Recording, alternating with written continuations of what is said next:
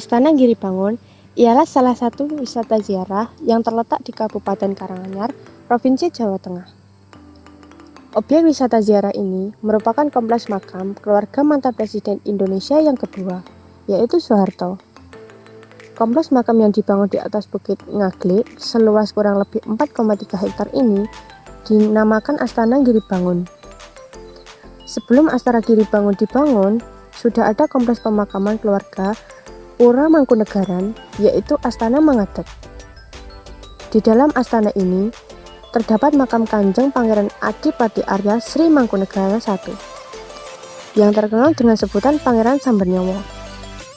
Pada masa hidupnya, sang pangeran ini ialah seorang pendiri Praja Mangkunegaran, sebuah keadipatian tinggi di wilayah Jawa Tengah bagian timur. Astana Giribangun dibangun pada tahun 1974 dan diresmikan pada hari Jumat Wage, tanggal 23 Juli 1976. Astana ini memiliki 3 bagian cungkup yang disebut dengan Argo Tuwuh, Argo Kembang, dan Argo Sari. 1 bagian cungkup utama dan 2 bagian cungkup lainnya merupakan calon makam yang diperuntukkan bagi keluarga dan para pengurus Yayasan Mangadeg.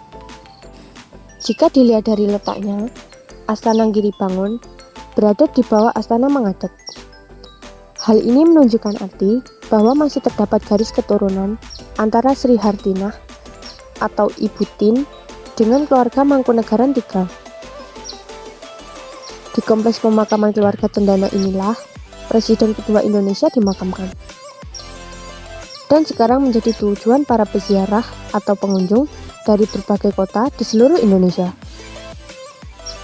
Keistimewaan Astana Giribangun berada di atas bukit yang memiliki pemandangan alam yang indah, taman-taman yang menghijau, dan suasana yang rindang. Kondisi ini membuat suasana nyaman bagi para peziarah saat berada di kawasan kompleks makam. Banyak peziarah yang hilir mudik keluar masuk pemakaman Astana Giribangun untuk berdoa dan menaburkan bunga di dalam kompleks pemakaman keluarga Cendana ini. Dari kompleks pemakaman ini, pengunjung juga dapat melihat hamparan sawah yang menghijau. Jika dilihat dari gaya arsitekturnya, gaya ini mengadopsi model bangunan khas rumah Jawa, yaitu joglo.